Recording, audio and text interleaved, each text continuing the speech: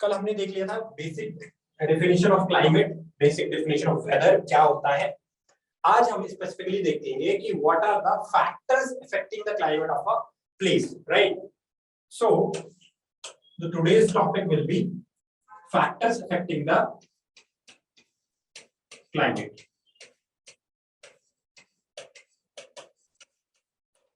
Affecting the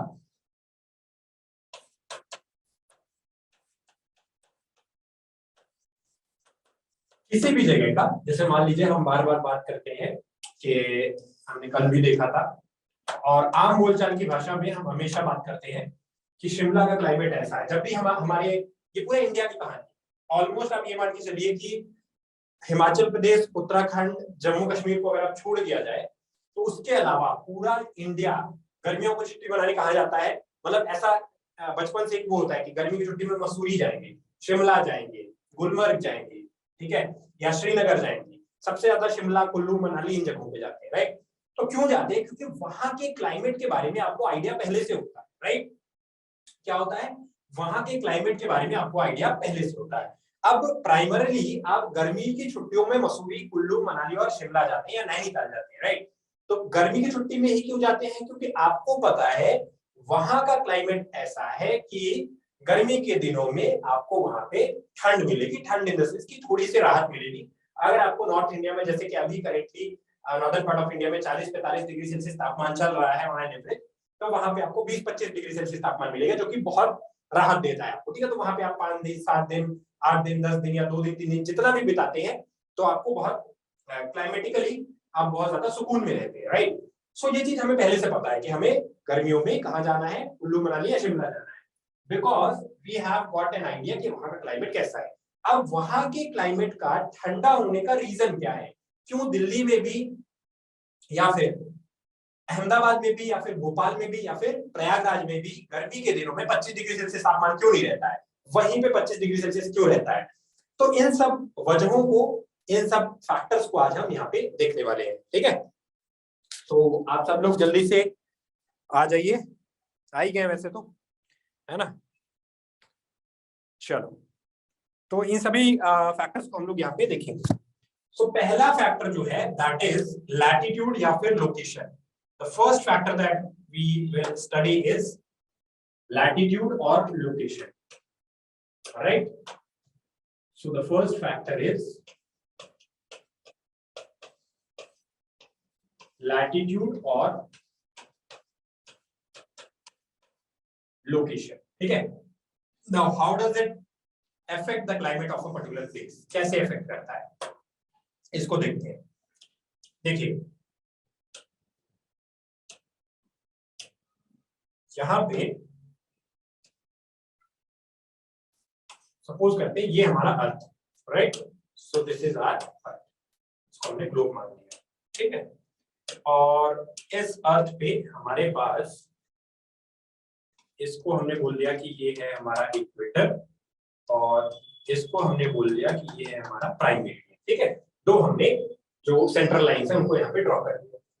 अब क्या होता है कि इसमें बहुत सारी पैरेलल लाइंस होती हैं, ठीक है, बहुत सारी इस तरीके से पैरेलल लाइंस होती है, लाइक दिस, जिनको कि हम क्या बोलते हैं? जिनको हम बोलते हैं latitudes. These parallel lines running from west to east, they are basically known as the latitudes, ठीक है। इनको हम बोलते हैं क्या? लैटिट्यूड्स। तो अब होता क्या है कि इस चीज को ध्यान से समझिएगा। इसको हमने क्या बोला? दिस इज द इक्वेटर, ये है इक्वेटर, राइट। और ये वाली जो लाइन है इसको हम बोलते हैं prime meridian, prime meridian, right. Detail में इक्वेटर क्या होता है, प्राइम मेरिडियन क्या होता है, कितने डिग्री पे होता है, कहां पे होता है, ये पुराने लेक्चर्स हमारे हैं, उनको आप देख लीजिएगा। मैं उतना डिटेल में यहाँ पे नहीं बताऊंगा, लेकिन आपको समझा दूंगा जिससे अच्छे से समझ में आएगा। अब होता क्या है कि जो इक्वेटर होता है वो सन के सबसे ज्यादा, क्योंकि अर्थ का शेप कैसा है? सर्कुलर, सॉरी स्फेरिकल है और बल्ज आउटसाइड है, तो बीच में जो इक्वेटर वाला पोर्शन है ये क्या होता है? थोड़ा सा बाहर की तरफ बल्ज होता है, एकदम एग्जैक्टली ये एग्जैक्टली स्फेरिकल नहीं होता, हल्का सा बल्ज आउटसाइड होता है। अगर सपोज करते हैं सन यहाँ पे है, यहाँ पे कहीं पे अगर सन है, इस जगह पे अगर सन है, तो सन की जो रेज है, जो सन की रेज है वो सबसे ज्यादा इफेक्ट इसी रीजन में डालेगी। यहाँ पे जब सन की रेज आएगी तो यहाँ पे सबसे ज्यादा इफेक्ट डालेंगी, सबसे ज्यादा गर्मी देगी, और जब यही सन की रेज इधर की तरफ जाएंगी तो सबसे कम गर्मी देगी। ठीक है, तो ये वाली जो सन रेज होंगी ये लीस्ट गर्मी देने वाली होंगी, ये वाली, और बीच में जो होंगी वो सबसे ज्यादा होगी, और फिर धीरे धीरे कम होती जाएगी। यहाँ हाईएस्ट, यहाँ मैक्सिमम हीट होगी इक्वेटर पे, और यहाँ पे मिनिमम हीट होगी, यहाँ पे भी मिनिमम हीट होगी। राइट, इस वाले पोर्शन को, इस वाले पॉइंट को हम बोलते हैं south pole. This is basically the south pole and this is the north pole. North pole, ठीक है, ये क्लियर है, समझ में आ गया। अब क्या होता है कि यहां से इक्वेटोरियल वाले रीजन में सबसे ज्यादा हीट होगी, उससे ऊपर धीरे धीरे कम होती जाएगी और नीचे बढ़ती जाएगी। तो पहला क्या है, क्लाइमेट का लैटिट्यूड और लोकेशन से कैसे फर्क पड़ता है। अगर कोई प्लेस इक्वेटोरियल रीजन में है, इक्वेटोरियल रीजन का मतलब ये हुआ कि अगर कोई प्लेस इस वाले रीजन में कहा, ये इक्वेटर है, इक्वेटर से थोड़ा ऊपर है या फिर इक्वेटर से थोड़ा नीचे है, तो उसको बोलेंगे इक्वेटोरियल रीजन में, तो वहां पे गर्मी बहुत ज्यादा पड़ेगी। लेकिन उसी के मुकाबले अगर आप ऊपर की तरफ जाते हैं, यहाँ पोलर रीजन में आप जाते हैं, इसको हम बोलते हैं पोलर रीजन, इसको भी हम बोलते हैं polar region. This is also the polar region, ये भी हमारा पोलर रीजन है, राइट। तो पोलर रीजन में क्या होता है, धीरे धीरे टेम्परेचर कम होते जाता है, तो टेम्परेचर कम हो तो यहाँ पे फ्रोजन आपको पॉइंट्स मिलेंगे या फ्रोजन प्लेसेस मिलेंगे, और यहाँ पे टेम्परेचर रिलेटिवली कम होगा। तो अब जैसे कि यहाँ पे अगर आपसे कोई बोलता है कि अच्छा, दूसरा क्या है कि आप जैसे जैसे लैटिट्यूड ऊपर की तरफ बढ़ेंगे तो टेम्परेचर कम होगा। तो आप इंडिया के कॉन्टेक्स्ट में आप देखो तो हमारे देश में जो सबसे नीचे की जो लाइन है, जो सबसे नीचे की जो हमारी लैटिट्यूड है, हम यहाँ कहीं पे लाइन करते हैं, ये वाला पोर्शन इंडिया का है, ये वाला पोर्शन कहीं ना कहीं इंडिया का है, ठीक है। अब इस पोर्शन में जब हम लाई करते हैं तो हमारा जो सबसे नीचे वाला लैटिट्यूड है ना, सबसे नीचे वाला लैटिट्यूड वो आता है 8 डिग्री 4 मिनट्स नॉर्थ, और सबसे ऊपर वाला जो लैटिट्यूड है वो आता है 32 डिग्री 6 मिनट्स नॉर्थ, ठीक है। मतलब इसका सिंपल सा कहानी होगा कि इक्वेटर से 8 डिग्री ऊपर, इक्वेटर से 32 डिग्री ऊपर। तो जैसे जैसे आप डिग्रीज बढ़ाते जाओगे तो गर्मी बढ़ती जाएगी। तो जब हम शिमला या कुल्लू या मनाली की बात करते हैं तो उनकी डिग्री क्या होती है, मैक्सिमम होती है। अगर इंडिया के कंडीशन, इंडिया के केस में देखा जाए तो सबसे ज्यादा ऊपर की तरफ होते हैं, ठीक है। और फिर जैसे जैसे आप और ऊपर जाते जाओगे तो और ठंड पड़ती जाएगी, तो वहां पे इसलिए क्लाइमेटिक कंडीशंस इस तरीके की होती है। जब आप नीचे की तरफ होते हो, यानी कि तमिलनाडु है, केरला है, मैंने आपको कल बताया था कि वहां पे कुछ महीने साल के ऐसे होते हैं जहां पे एक दिन में टेम्परेचर का वेरिएशन 2 या 3 डिग्री सेल्सियस से ज्यादा नहीं होता है। दिन में 12 या 1 या 2 बजे जब मैक्सिमम टेम्परेचर होता है तो वो होता है 26, 27, 28 डिग्री सेल्सियस, और रात में 12 बजे या 1 बजे या 2 बजे जब मिनिमम टेम्परेचर होता है तो वो होता है 24, 23, 24, 25 डिग्री सेल्सियस, ठीक है। तो 22, 23 डिग्री सेल्सियस से कम नहीं होता है टेम्परेचर, और 26, 27 से ज्यादा नहीं होता है टेम्परेचर, राइट। तो जब आप लैटिट्यूड में ऊपर की तरफ जाएंगे तो आपका टेम्परेचर कम होता जाता है, ठीक है, या क्लाइमेट जो है वो थोड़ा सा कोल्ड होता जाता है, ठीक है। तो पहला क्या हो गया यहाँ पे, पहला क्या हो गया, लैटिट्यूड एंड लोकेशन, ठीक है। तो अब हमारे देश में क्या होता है कि हमारे देश में ट्रॉपिक ऑफ कैंसर बीच से पास होता है, ठीक है। Tropic of cancer, tropic of cancer जो कि 23.5 डिग्री नॉर्दर्न लैटिट्यूड है, ये कहां से पास होता है, ये बीच से पास होता है, ठीक है। तो गुजरात, राजस्थान, एमपी, छत्तीसगढ़, वेस्ट बंगाल, झारखंड, मणिपुर और त्रिपुरा, ये 8 राज्य हैं जहां से ट्रॉपिक ऑफ कैंसर पास होता है, राइट। तो ट्रॉपिक ऑफ कैंसर के ऊपर की का जो हिस्सा है भारत देश का, और ट्रॉपिक ऑफ कैंसर के नीचे का जो हिस्सा है भारत देश का, उन दोनों में ये डिफरेंस आपको देखने को मिलता है क्लाइमेटिक कंडीशंस में। जो ऊपर का कंडीशन है वो धीरे धीरे धीरे धीरे करके ठंडा होता जाता है जो रीजन से, और नीचे की तरफ गर्म होते जाते हैं, ठीक है।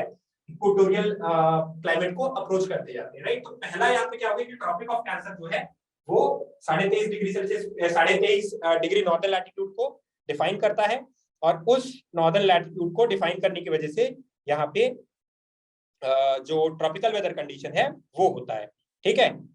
क्लियर है, ठीक। अच्छा, अब इसकी वजह से क्या होता है, जो नॉर्दर्न पार्ट ऑफ इंडिया है, नॉर्दर्न पार्ट ऑफ इंडिया है, वहां पे क्या होता है, यानी कि ट्रॉपिक ऑफ कैंसर से आप ऊपर का हिस्सा ले ले तो बारिश अच्छी खासी होती है, ठीक है, बारिश अच्छी खासी होती है वहां पे, ठीक ठाक होती है मानसून की वजह से। फिर टेम्परेचर ऐसा होता है कि कोल्ड विंटर्स, कोल्ड विंटर्स और हॉट समर्स, राइट। अगर आप दिल्ली की या फिर यूपी की, हरियाणा की, पंजाब की बात करें, एमपी की बात करें, तो यहाँ पे क्या होता है, अभी जो गर्मी का सीजन चल रहा है तो 40-45 डिग्री सेल्सियस, 50 डिग्री सेल्सियस तक टेम्परेचर पहुंचेगा। जब ठंड का मौसम आएगा तो अंडर 10 रहता है, 5 degree Celsius, 4 degree, 3 degree, 2 degree, 1 degree तक भी पहुंच जाता है इन रीजन में तापमान, राइट। तो कुछ इस तरीके से ये लैटिट्यूड और लोकेशन की वजह से यहाँ पे क्लाइमेटिक कंडीशंस इस तरीके से होती है। इसे देख, ऐसे अगर आप सदर्न पार्ट ऑफ इंडिया को देखें तो साउथ इंडिया में क्या होता है कि वो ओशनिक इफेक्ट वहां पे होता है, ओशन का इफेक्ट वहां पे होता है, जो कि एज एन इक्वलाइजर काम करता है, राइट। एक तो इक्वेटर के पास है, ठीक है, तो इक्वेटर के पास होने की वजह से वहां पे गर्मी बहुत ज्यादा रहती है, ठीक है, और गर्मी ज्यादा रहती है, और क्योंकि वो ओशन के पास है तो ह्यूमिडिटी ज्यादा रहती है। तो जब आप कोच्चि में, त्रिवेंद्रम में, विशाखापट्टनम में या फिर मद्रास और त्रिची में जाएंगे या इन सभी रीजन में जाएंगे नीचे की तरफ, तो आपको क्या देखने को मिलेगा, even for that matter Mumbai as well, कि ह्यूमिडिटी बहुत ज्यादा रहेगी, बहुत ज्यादा पसीना वहां पे लोगों को आता है, टेम्परेचर भी ज्यादा रहता है, ठंड बहुत कम पड़ती है, ना के बराबर पड़ती है। आप सोचो कि southern part of the country में स्वेटर वगैरह बहुत ही ब्रीफ पीरियड ऑफ टाइम के लिए जरूरत अगर पड़ती होगी तो होगी, अदरवाइज उनको स्वेटर की जरूरत भी नहीं पड़ती है, राइट। तो जबकि तमिलनाडु ऐसा राज्य है जहां पे विंटर के सीजन में दिसंबर और जनवरी में अच्छी खासी बारिश भी होती है, तब भी वहां पे सिचुएशन टेम्परेचर की जो है वो काफी ज्यादा, मतलब टेम्परेचर काफी ज्यादा रहता है। वही आप इमेजिन करिए कि यार दिल्ली में या फिर पंजाब में या फिर हरियाणा में या यूपी में दिसंबर और जनवरी के महीने में अगर रिगरस बारिश हो जाए तो लोग मतलब मरने लग जाएंगे, इतनी खतरनाक ठंडी होती है, ठीक है। तो ये है क्लाइमेटिक कंडीशन। तो पहला क्या हो गया, लैटिट्यूड या लोकेशन, किस जगह पे आप लोकेटेड हो, हर जगह का क्लाइमेट लोकेशन के ऊपर डिपेंड करता है, ठीक है। तो यहां तक समझ में आया, क्लियर, ये समझ में आया, ठीक है। तो अब इसकी वजह से क्या होता है, जो नॉर्दर्न पार्ट है वो सब ट्रॉपिकल और टेम्परेट जोन में लाई करता है। इसको हम ये कह सकते हैं कि जो northern part of the country है ये लाई करता है, the northern part of the country it lies in subtropical and temperate zone, right. और जो southern part of the country है, यहीं पे जो southern part of the country है, अगर आप साउथ को देखें तो यहाँ का टेम्परेचर कैसा रहता है, यहाँ का this is basically equatorial region, या फिर हम इसको बोल सकते हैं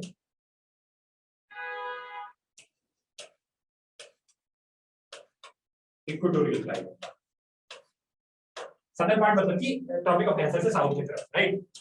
इसमें क्या है कि आपको ह्यूमिडिटी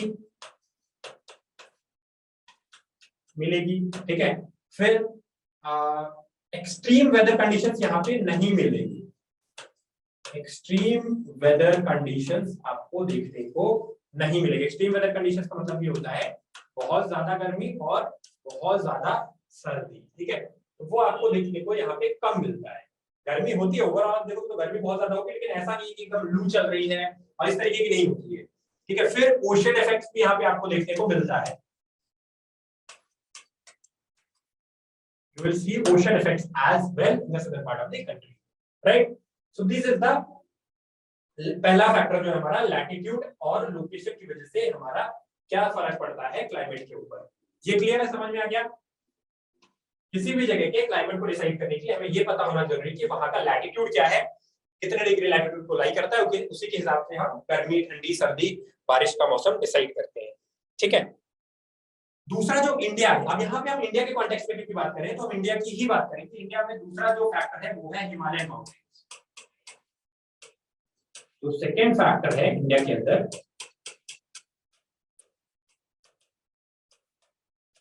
है हिमालयन माउंटेन्स, ठीक है। The second factor that we have is, यहाँ पे मैप नहीं है अदरवाइज मैं आपको प्रॉपर्ली शो कर देता, ठीक है, हिमालयन माउंटेन्स, ठीक है।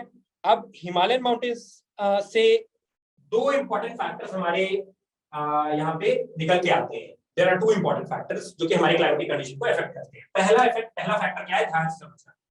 पहला फैक्टर क्या है कि हिमालयन माउंटेन रेंजेस, जैसे सपोज करो यहाँ पे देखो, हिमालयन माउंटेन रेंजेस हमारे नॉर्दर्न मोस्ट पार्ट, यानी कि ऐसे यहाँ कहीं होगा, इस तरीके से जाता है हमारे देश में हिमालयन माउंटेन रेंजेस, ठीक है।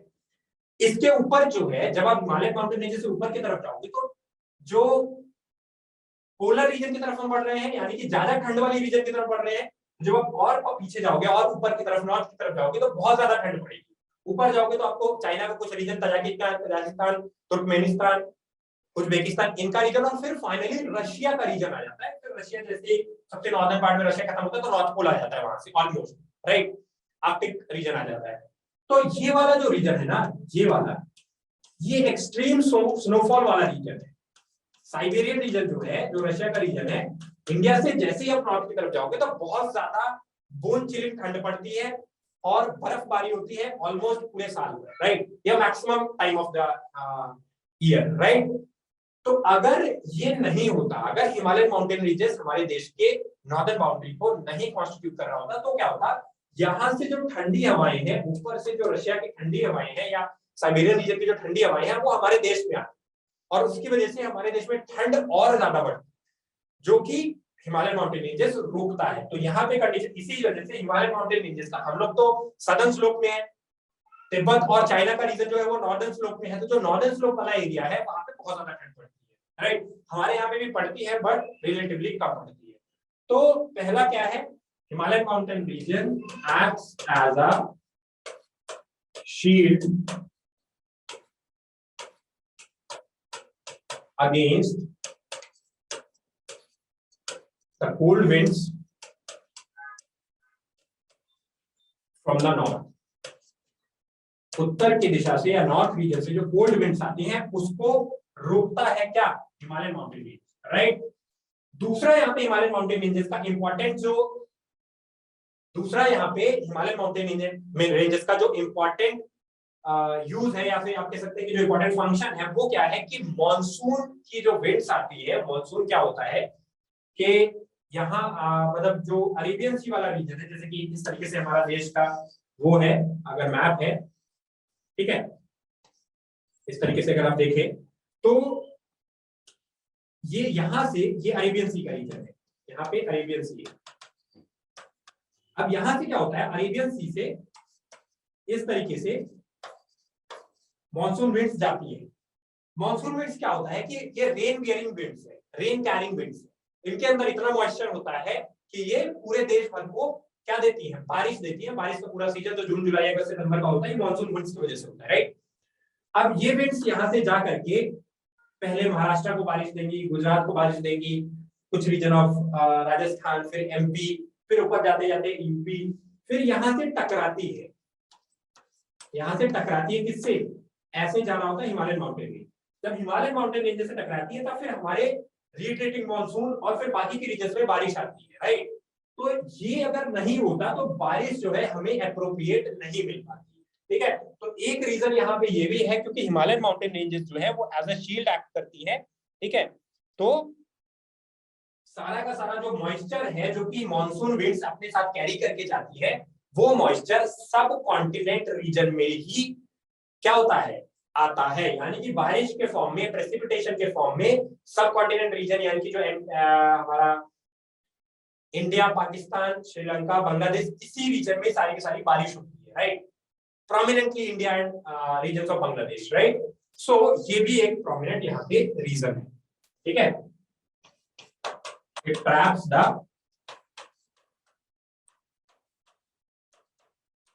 Rain bearing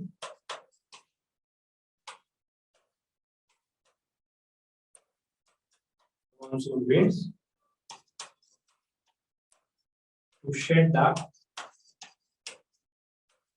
shower within the subcontinent,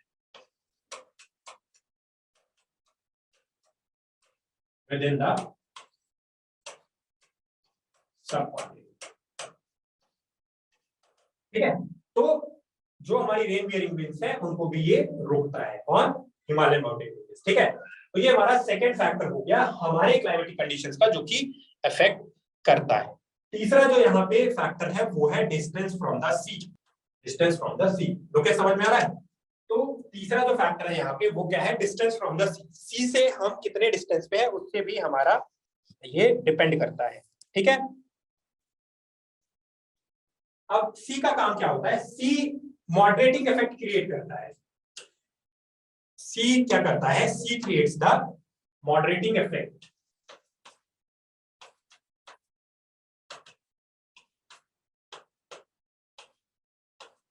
C creates the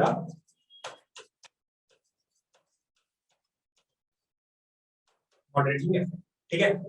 अब मॉडरेटिंग इफेक्ट क्रिएट करने का मतलब ये हुआ कि वो बहुत ज्यादा ना तो ठंड होने देता है ना बहुत ज्यादा गर्मी होने देता है, जो भी रीजन उसके किनारे होंगे। तो इंडिया के साथ क्या है कि जो हमारा इधर देखें अगर आप, तो यहाँ पे क्या है? अरेबियन सी है, यहाँ पे क्या है? इंडियन ओशन है, इंडियन ओशन, और यहाँ पे क्या है? बे ऑफ बंगाल।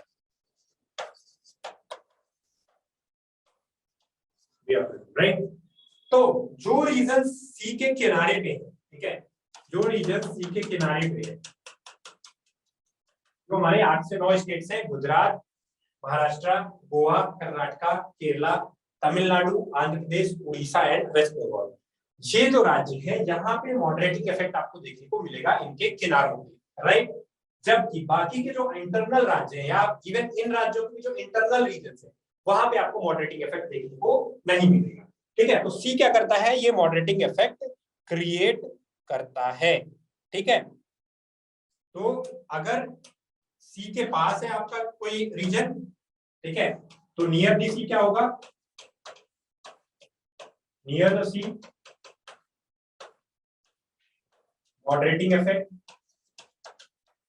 यानी मॉडरेट क्लाइमेट, और फार फ्रॉम द सी जितना दूर आप जाते जाएंगे तो सी का मॉडरेट इफेक्ट दूर हो जाता है, तो एक्सट्रीम क्लाइमेट।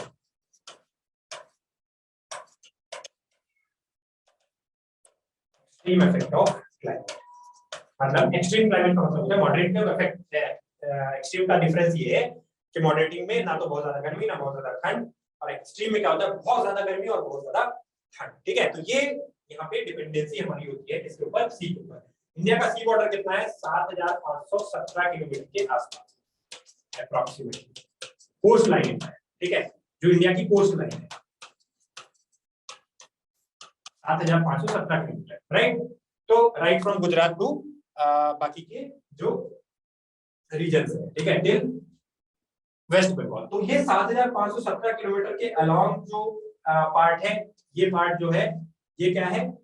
ये मॉडरेटिंग इफेक्ट यहाँ पे होता है, और बाकी इंटरनल रीजन में नहीं होता है। जैसे जैसे आप नॉर्थ की तरफ बढ़ते जाएंगे तो कम से कम एक मॉडरेटिंग इफेक्ट होता है, राइट। अच्छा, ये मॉडरेटिंग इफेक्ट हमारे ही कंट्री में ज्यादा क्यों देखने को मिलता है? क्योंकि हमारा जहां पे सी है, जिन राज्यों के किनारे पे सी है, वो इक्वेटर के पास है, इक्वेटर से बहुत ज्यादा दूर नहीं है, 8 डिग्री 10 डिग्री 15 डिग्री 20 डिग्री के आसपास है, ठीक है। यूरोपियन कंट्रीज है, वहां पे भी किनारे पे सी है, लेकिन वहां पे बहुत ज्यादा आपको मॉडरेटिंग इफेक्ट देखने को मिलता है। आप समुद्र के किनारे में बहुत ज्यादा ठंड आपको देखने को मिल जाती है, वो साइबेरियन रीजन, आर्कटिक रीजन और पोलर रीजन के आसपास आते हैं, जबकि हम इक्वेटोरियल रीजन के आसपास आते हैं। तो हमारा जो क्लाइमेटिक कंडीशन है अराउंड द सी या नियर द सी, वो अफ्रीकन क्लाइमेट को आप कह सकते हैं कि कॉपी करता है। अफ्रीका में कुछ इसी तरीके के क्लाइमेटिक कंडीशंस कई देशों में पाई जाती है, जैसे कि हमारे देश में पाई जाती है। लेकिन हाँ, सिर्फ अकेला ये कंडीशन ही हमारे देश के क्लाइमेट को जो कि डिपेंड करता है, और भी बहुत सारी चीजें, ठीक है। तो तीसरा यहाँ पे क्या हो गया? डिस्टेंस फ्रॉम द सी, ठीक है। चौथा क्या हो गया? Altitude. The fourth one is altitude. अब ऑल्टीट्यूड पे क्लाइमेट कैसे डिपेंड करता है? हमें पता है कि जैसे जैसे ऑल्टीट्यूड का मतलब होता है हाइट, जैसे जैसे हम हाइट में बढ़ते जाते हैं तो क्या होता है? हमारा जो एयर का प्रेशर है वो क्या होता है? कम होता है ज्यादा? एयर प्रेशर कम होता है ज्यादा? जल्दी बताओ, एयर प्रेशर कम होता है या ज्यादा?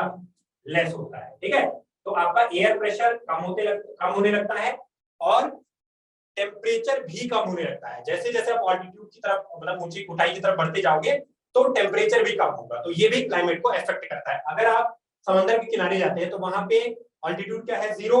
वहां पे तो ऑल्टीट्यूड मीन सी लेवल से नापते हैं, तो there the altitude is 0।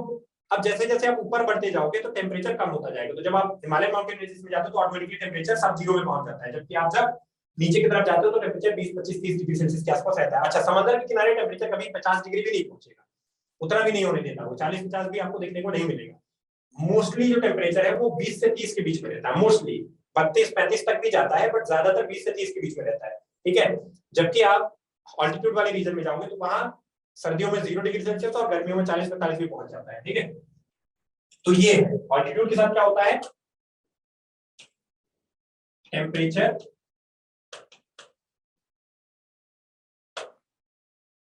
Drops with rising altitude,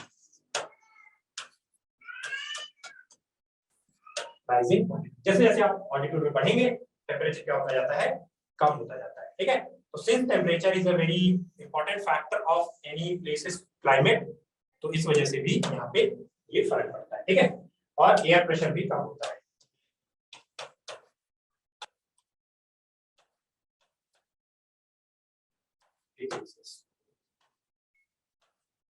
atmospheric pressure जो है वो भी डिक्रीज होता है, ठीक है। चलो, नेक्स्ट जो फैक्टर है जो हमारे पास है जिससे कि हम ये करते हैं वो है लैंड एंड वाटर का डिस्ट्रीब्यूशन।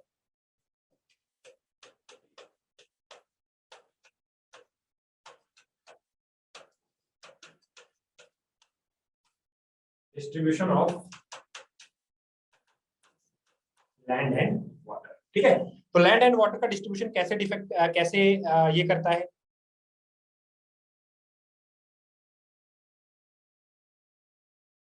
अब देखो, जो भी विंड्स होती है, विंड्स फ्लो कब करती है, विंड्स फ्लो करती है हमेशा प्रेशर डिफरेंस की वजह से। प्रेशर डिफरेंस कब आता है, जब एयर एक जगह की हॉट हो, एक जगह की कोल्ड हो, भारीपन हो, ठीक है, जब उनके मासेस में तब प्रेशर डिफरेंस आता है, तब प्रेशर डिफरेंस क्रिएट होगा। तो नॉर्मली क्या होता है कि जैसे सी वेव्स है, ठीक है, या लैंड वेव्स है, ठीक है, लैंड टाइड्स है, सी टाइड्स है, तो जब वो बहती है एक जगह से दूसरे जगह, जब फ्लो करती है तो वो प्रेशर डिफरेंस और टेम्परेचर डिफरेंस की वजह से आता है। तो लैंड मासेस और वाटर मासेस पे भी बहुत ज्यादा डिपेंडेंसी यहाँ पे होती है। जैसे जैसे आपके लैंड मासेस और वाटर अगर ये बैलेंस्ड है, कुल मिला के बात ये है कि अगर लैंड मास और वाटर मास बैलेंस्ड है, ठीक है, तो क्या होगा कि प्रॉपर तरीके से सब कुछ होगा। ये क्या करता है, it cools down the air, it cools down the air. ये क्या करता है, heats up the air, it heats up the air, ठीक है। अगर सिर्फ लैंड ही लैंड है, वाटर बॉडी है ही नहीं, तो खाली हवा क्या होगा, गर्म होकर ऊपर चली जाएगी। अगर सिर्फ वाटर है तो हवा जो है वो नीचे ही रहेगी, कूल डाउन होकर के नीचे ही रहेगी। लेकिन अगर इन दोनों का बराबर से प्रॉपर मिक्स है लैंड और वाटर बॉडीज का, तो वो भी यहाँ पे different air pressure zones create करता है, और उसी की वजह से फिर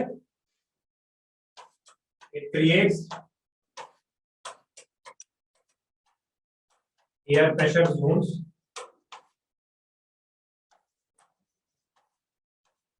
एंड मेंटेन्स द क्लाइमेट, ठीक है।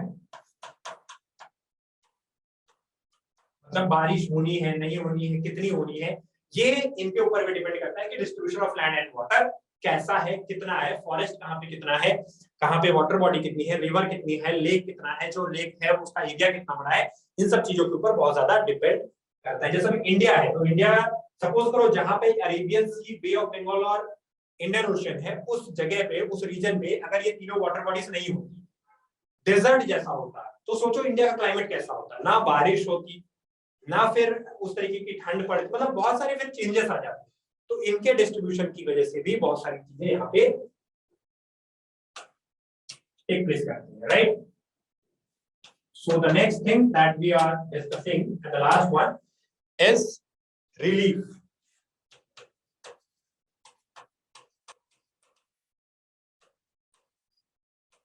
रिलीफ फीचर्स, ठीक है। रिलीफ फीचर क्या होता है, बेसिकली फिजियोग्राफी, किसी भी जगह की फिजियोग्राफी।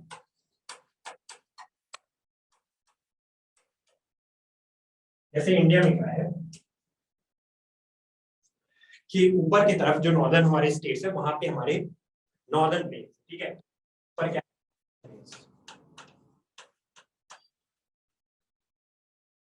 उससे भी ऊपर यहाँ क्या है, हिमालय, राइट। इधर क्या है, थार डेजर्ट, इधर क्या कोस्टल, यहाँ क्या है, पेनिनसुलर प्लेटो,